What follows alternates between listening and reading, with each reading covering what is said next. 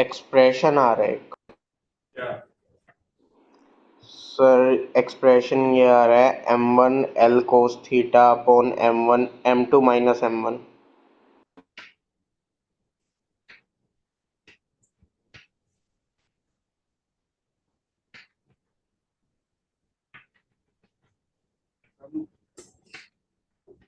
बाद में क्या हुआ, मान लो ये ऐसा हो गया,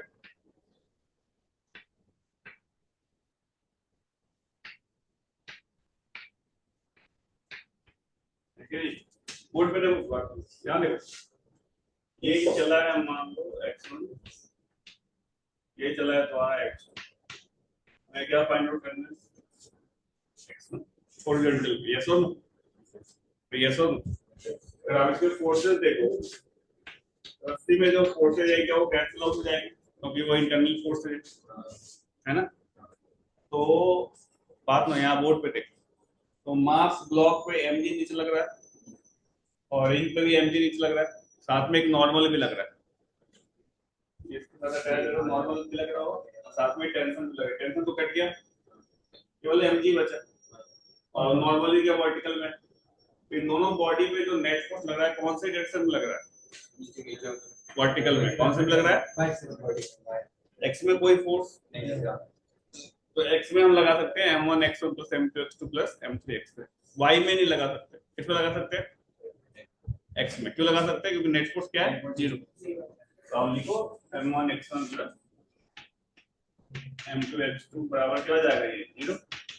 और देखो ये रिंग इधर कितना चला है, x1, तो m1 x1 लिख दिया, और ये इधर चला है तो नेगेटिव में आएगा m2 और x2 को क्या लिख सकते हो, ध्यान से देखो, ये टोटल कितना था, L था, और ये यहाँ से यहाँ तक ये L cos थीटा होगा, मैं बोल सकता हूँ L minus L cos theta minus के x1 बराबर के 0।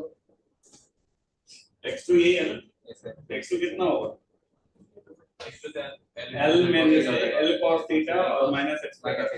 तो यहाँ से जब सॉल्व करेंगे तो क्या आएगा, m1 x1 बराबर क्या हो गया, m2 L minus minus m2 L cos theta, yes और माइनस m2 x1, ये हो गया, तो माइनस उधर जाके यही बचेगा। अब ये x1 इधर लेके आ जाओ, x1 कितना हो जाएगा तुम्हारा, m2 L को कॉमन निकालो, अंदर में क्या बचा है, 1 माइनस अपॉन क्या हो जाएगा, ठीक है।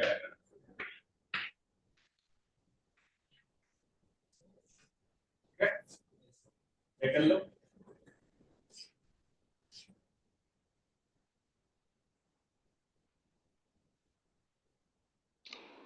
सर ये m2l लिखा है सर आपने ऊपर, सर एक बार ये वाला L minus L cos theta minus x1 common है, कैलकुलेशन चेक कर लो, x1 कॉमन आ गया तो ये बन गया, ऊपर क्या बचा है m2l into 1 माइनस cos। हां सर ये एक बार तो कर सकते हैं, L minus L cos theta minus x1 कैसे होगा, m2 x2 को हमें L minus L cos theta minus x1 कैसे होगा, x2 क्या है, हॉरिजॉन्टल डिस्प्लेसमेंट है, ये टोटल लेंथ कितना था यहां से आ रहा है, L और यहां से कितना, L cos थीटा, और ये कितना था, ये कितना होगा, सर हम केवल हॉरिजॉन्टल के लिए लगा पा रहे हैं, ये ध्यान। सर हाँ अगर हम बॉब को छोड़ेंगे तो मतलब ये जो रिंग है ये आगे की तरफ मूव नहीं करेगी। हाँ तो किया है, तो फोटो में क्या दिखाया है, तो सर ये राइटवर्ड मूव करेगी तो अच्छा क्या बोल रहा है, नींद में क्या, बेड पे टेबल पे बैठ के पढ़ रहा है, बेड पे सो के, टेबल पे सर। बेड तो दिमाग नींद में क्यों है, समझ में आया मेरी बात, यस और नो। तो इसमें सेंटर ऑफ मास किस में रेस्ट पे था, एक्स में, वाई में चल रहा था, हमने फॉर्मूला किस पे लगाया, एक्स के लिए, देखो जल्दी। अच्छा बोला है जब स्ट्रिंग वर्टिकल हो जाए थीटा कितना हो जाएगा, 90 cos 90 0, कितना हो जाएगा x1 की value m2l upon m1 plus m। Sir वो और ब्लॉक को ऐसे तो रिंग का वो राइट साइड में था, क्या राइट की तरफ। राइट पे ज्यादा क्योंकि टेंशन का कंपोनेंट लग रहा है, इसकी वजह से राइट पे जा रहा है due to the tension component, रस्सी की वजह से। Yes sir.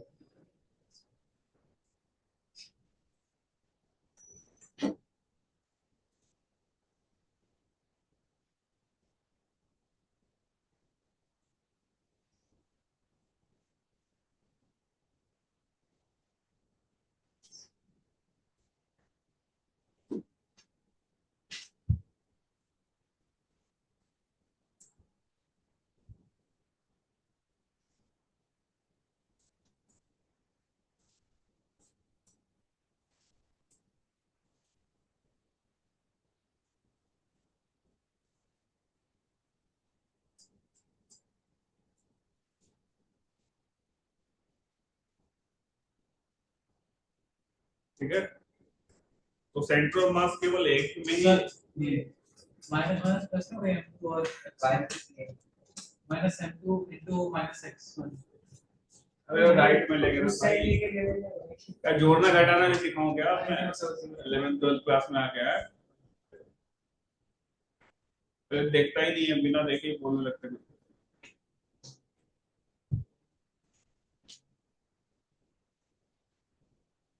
और शिवांग समझ में आया या ऊपर से गया? दोनों में यस बोल रहा है।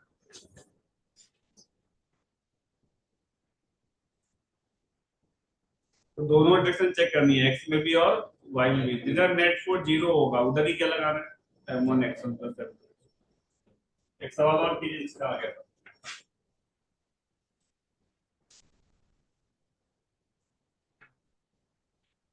एक इंक्लाइन प्लेन है, थीटा एंगल है, ये m1 है, ये m2 है।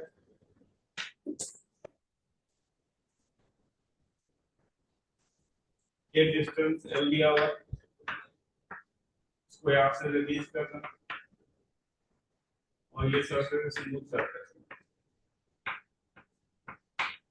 इसको रिलीज किया तो नीचे जाएगा, ये पीछे जाएगा। जब ये यहाँ पहुंच गया तो इसका डिस्प्लेसमेंट बता देगा, डिस्प्लेसमेंट ऑफ वेज कितना होगा ये का, m1 m2 क्या बताना है सर, एक बार दोबारा बोलना। displacement of wedge and the block okay sir. with respect to ground।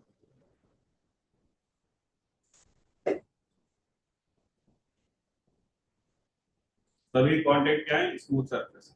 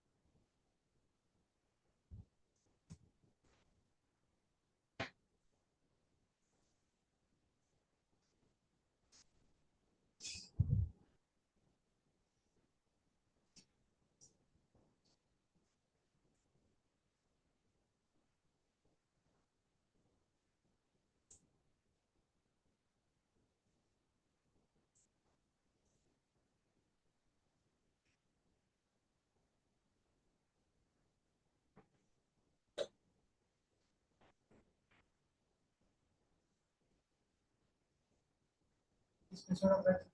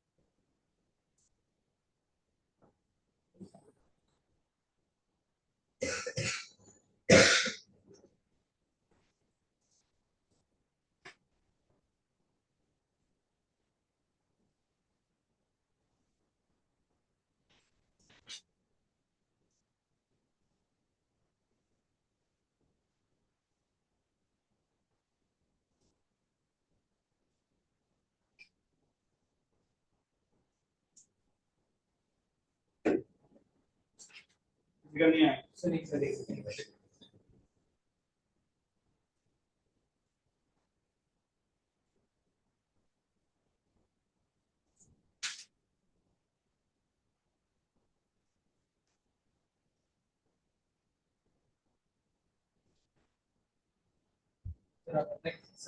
next one is equal to N2L upon N1 plus N2. अच्छा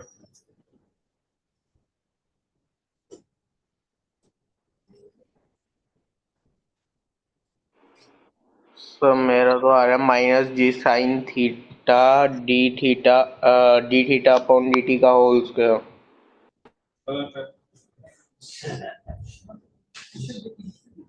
Then N2L cos theta upon N2. N2L cos theta upon N2.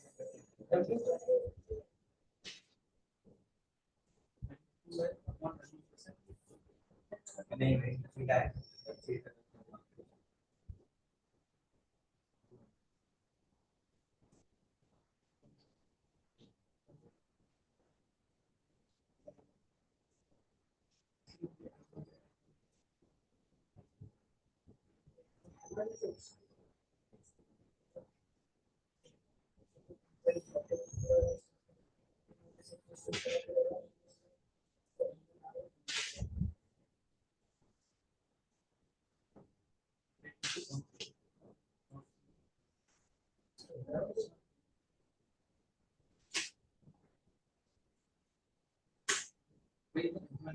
वही आ M1 sir M1 L upon M1 plus M2 cos theta है। अच्छा semi type का सवाल है। Yes sir इसमें भी centre of mass किस में रेस्ट पे है? एक्स में है। वाई में रेस्ट पे बात नहीं है क्यों नहीं है? क्योंकि ग्रेविटी करता है। एक्स में जब रेस्ट पे होगा तो आसान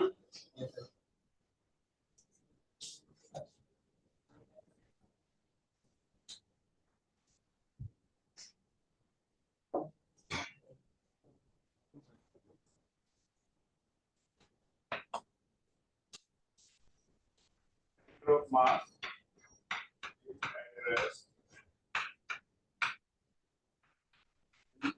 कौन सा है? क्या लिखोगे? m1 x1 plus m2 x2 बराबर क्या 0? ये ब्लॉक कितना चला है? x में कितना चला है? पॉजिटिव में चल रहा है। देखो इसके रिस्पेक्ट में कितना चलेगा l और ये जब इधर जाएगा ये आगे कितना जाएगा? तो मैं बोल सकता हूँ कि l माइनस x ये x चला और इसके रिस्पेक्ट में l चला। तो ml माइनस माइनस और प्लस m2 कितना हो गया? इधर देखो ये इसके रिस्पेक्ट में तो पॉजिटिव में चला x नहीं और ये l माइनस करना है सबको इक्वल। अच्छा m2 क्या है तुम्हारा भेजे और ये क्या पीछे की तरफ चल रहा है सॉल्व कर लो ml minus mx minus m2s बराबर x की वैल्यू कितनी आ जाएगी बता लोगे सवाल पहले सवालों में आप केवल एक डायरेक्शन में सेंटर ऑफ मास रेस्ट पे ठीक है थीटा कोई काम नहीं चलो दिमाग चलता हो बेवकूफ बनाने के दिया है हाँ सर एक बार ये बता दो l माइनस एक्स कैसे लिखा आपने? तुम बताओ कैसे लिखा सर समझ नहीं आया जब तो आपसे पूछ। अभी तो मैं तुमसे पूछ रहा हूँ कि जब इससे पहले वाला सवाल समझाया उस समय सो रहे थे तुम यहाँ पे जो x1 x2 लिखते हैं किसके रेस्पेक्ट में लिखते हैं ग्राउंड के। ग्राउंड के फ्रेम में तो ये l माइनस एक्स किसके लिए लिखा गया है ये स्मॉल ब्लॉक के लिए जो स्लाइड कर रहा है डाउन। कॉपी में क्या लिखेगा displacement with respect to the ground क्या होगा किसके बराबर होगा अच्छा ठीक है सर l माइनस एक्स ठीक है समझ गया सर। अरे तुमने सीधे आंसर बता दिया कैसे होगा l माइनस एक्स बताओ तो वही पूछ रहा हूँ सर ये x तो हमने मान लिया था सर आगे की तरफ चल रहा है जो m2 ब्लॉक है m2 मास का है और l ये पूरा डिस्टेंस था तो ग्राउंड के रिस्पेक्ट में l माइनस एक्स चल जाएगा। Displacement of block with respect to wedge plus wedge ऐसा होता है ये यस सोचो sir yes sir. Block with respect to wedge plus l चला है वेज पे बैठ के देखिए तो ये कितना आगे चला है x में l चला है ना x पे यस कितना सर। और वेज तुम्हारा पीछे की तरफ चला है इसलिए वो l माइनस ओके लगे जी चलो आप सवाल करेंगे मोमेंटम कंजर्वेशन पे ये तो स्पेशल केस का था ये कब लगा रहे थे नेट को जीरो साथ में सेंटर ऑफ मास रेस्ट पे हो हमेशा रेस्ट पे वही जरूरी नहीं चलिए फिर आगे देखते हैं लिखो next problems on momentum conservation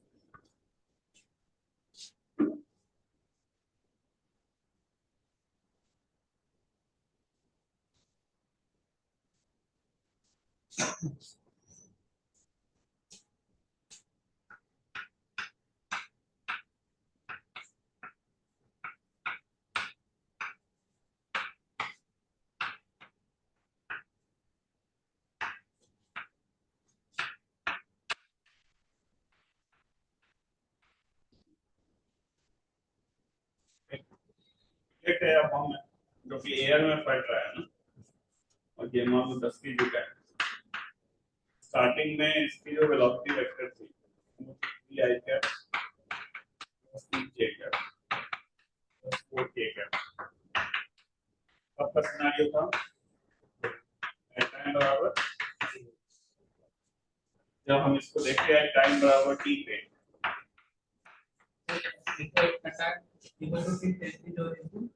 time बराबर 0 जब तुमने घड़ी देखना शुरू किया तो कितना चल रहा था ये 3i कैप हां वेलोसिटी है 3i cap plus 2j cap plus 4j cap अब ये बटा ऐसे तीन पार्ट में है ना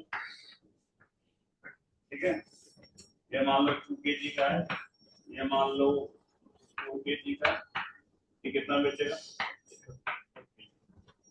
ये मान लो कि नहीं चल रहा था 2i cap 4j cap 5j cap ये मान लो चल रहा था 3i cap 2j cap -j cap मैं इसकी वेलोसिटी बतानी है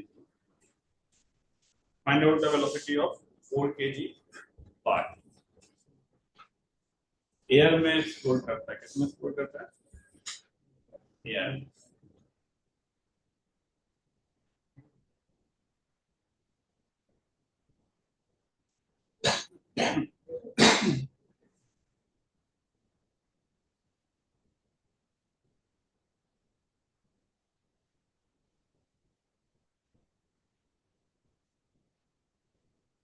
चलो 3i का तुम दीजिए आटा तो 3i 3i cap plus 2j cap minus k cap.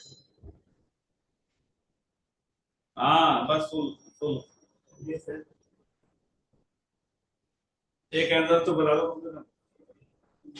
Record तो तोड़ दो, खुद का रिकॉर्ड तोड़ दो। इसका बेस्ट रिकॉर्ड क्या है? 0 आंसर लगातार 10 क्लासेस। थोड़ा बहुत अपना ही रिकॉर्ड तोड़ दो। हो गया सर -2 एक सर -2 का आगे बात करेंगे 0 0 j का प्लस 0 k का देखते हैं।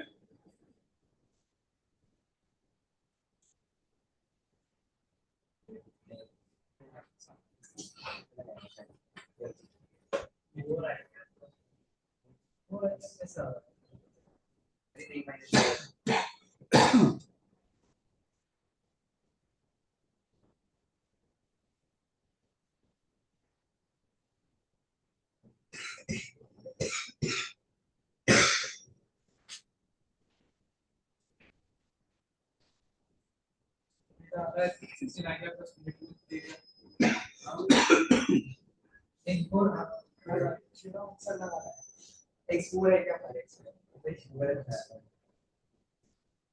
आखिरी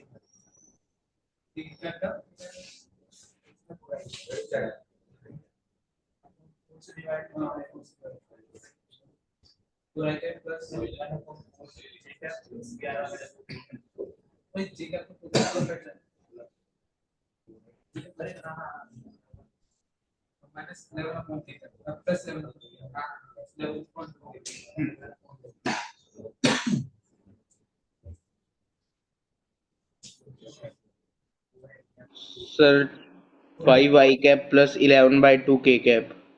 4i का प्लस 11 4 है क्या प्लस 2 j तो पहले तो आप ये बताओ सबका आंसर आ गया क्या? वेरी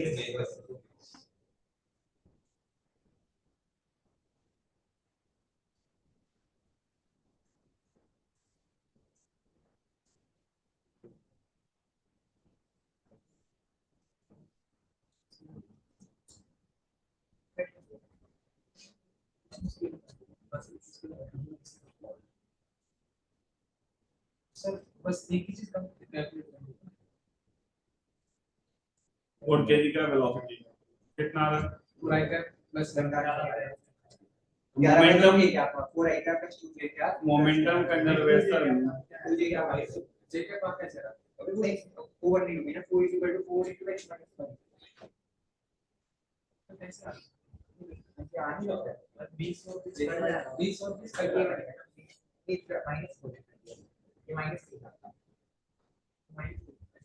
j का प्लस 2 देगा माइनस प्लस 2 होगा यार बस पूरा क्या तो आपने सॉल्व कर लिया। मेरा आपसे ये डाउट है, आपने क्या कैसे सॉल्व किया? मोमेंटम कंजर्वेशन का स्टेटमेंट क्या है? सर अपने कौन सा क्या से तो हवा में फट रहा है तो ग्रेविटी नहीं लग रहा होगा, लग रहा है ना वायु में ग्रेविटी? कितना लग रहा होगा? 100 न्यूटन। तुमने मोमेंटम कैसे कंजर्व कर दिया वायु? सर वो तो लेकिन सब पे तो लग रहा तो होगा पूरे सिस्टम पे नेट एक्सटर्नल फोर्स है कि नहीं? पूरे सिस्टम में कितना सर नेट नेट फोर्स लेकिन 0 हो गया ना 0 हो गई ना नेट फोर्स 0 सर सब पे सेम लगेगा चमत्कारी बच्चे, ग्रेविटी 0 है net force.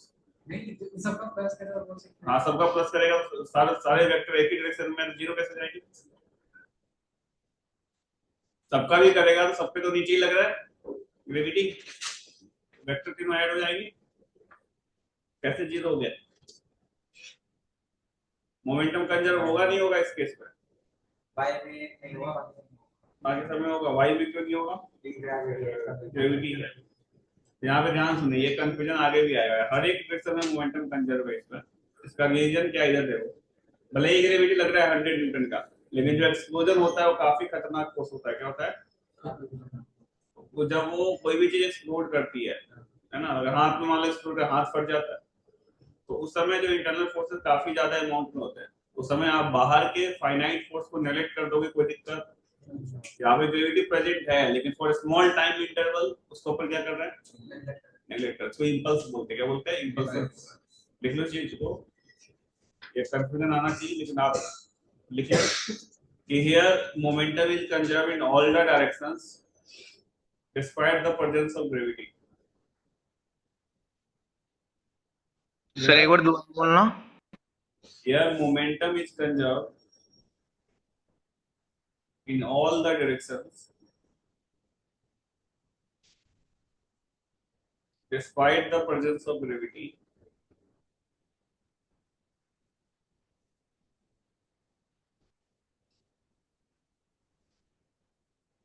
Because in explosion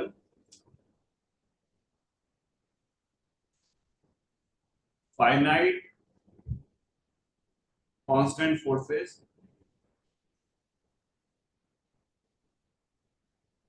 can be neglected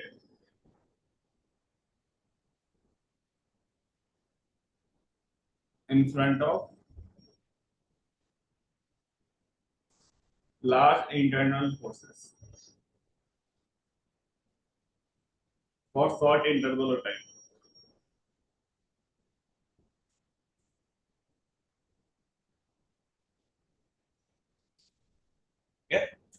जैसे कि मैं बोलूं फोर्स क्या होता है यार, तो बताओ फोर्स का क्या होता है? रेट ऑफ चेंज ऑफ ये बताओ कैसा लो। अगर आप एफपीटी करोगे तो क्या मिलेगा बताओ? ये एफएमजी है और डीटी जो एक्सप्लोजन होता है काफी स्मॉल टाइम इंटरवल में होता है, 0.0 पटाख से फटेगा एमजी के साथ मल्टीप्लाई कर देंगे 1 सेकंड कितना आएगा? लगभग क्या होगा आपको? जीरो होगा। मोमेंटम क्या रहेगा? बात समझ में आई है? लिखना है इसको समझ, ये बहुत बार पूछा जाता है इंटरव्यू वगैरह, ठीक है? तो अब उसके बाद आप मोमेंटम कंजर्व कर सकते हो जो आपने किया है, याद है? m1 प्लस उसको कितना आएगा? स्टार्टिंग में कितना था? पूरा ही क्या प्लस 30 है क्या प्लस 20 जेकब प्लस 40 है।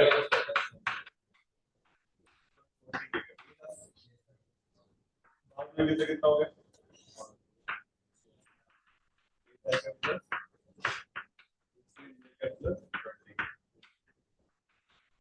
कितना था? जेकब माइनस 2 जेकब लास्ट में क्या है? 4 10 3 जेकब। समझ में आया कॉन्सेप्ट? तो अगली क्लास में इस पे और चर्चा करेंगे।